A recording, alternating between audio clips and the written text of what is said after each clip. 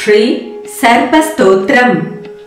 ब्रह्मलोके च ये सर्पाः शेषनागा पुरोगमाः नमोऽस्तु तेभ्यः सुप्रीताः प्रसन्नाः सन्तु मे सदा।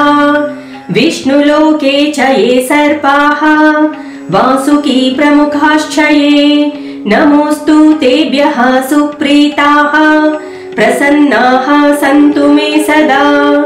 रुद्रलोके च ये सर्पाः स्तक्षका प्रमुखास्तथा नमोऽस्तु तेभ्यः सुप्रीताः प्रसन्नाः सन्तु मे सदा।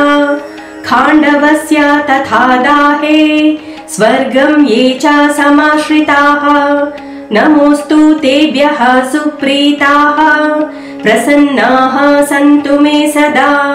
सर्पसत्रे च ये सर्पाः आस्तिकेन च रक्षिताः नमोऽस्तु तेभ्यः सुप्रीताः प्रसन्नाः सन्तु मे सदा।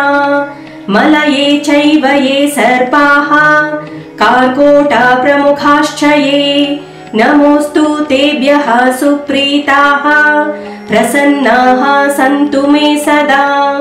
धर्मलोके च ये सर्पाः वैतरण्यां समाश्रिताः नमोऽस्तु तेभ्यः सुप्रीताः प्रसन्नाः सन्तु मे सदा। समुद्रे चैव ये सर्पाः पाताले चैव संस्थिताः नमोऽस्तु तेभ्यः सुप्रीताः प्रसन्नाः सन्तु मे सदा। ये सर्पाः पर्वताग्रेषु दरीसन्धिषु संस्थिताः नमोऽस्तु तेभ्यः सुप्रीताः प्रसन्नाः सन्तु मे सदा। ग्रामे वा यदि वारण्ये ये सर्पाः प्रचरन्ति नमोऽस्तु तेभ्यः सुप्रीताः प्रसन्नाः सन्तु मे सदा। पृथिव्यां चैव ये सर्पाः बिलसंस्थिताः नमोऽस्तु तेभ्यः सुप्रीताः प्रसन्नाः सन्तु मे सदा।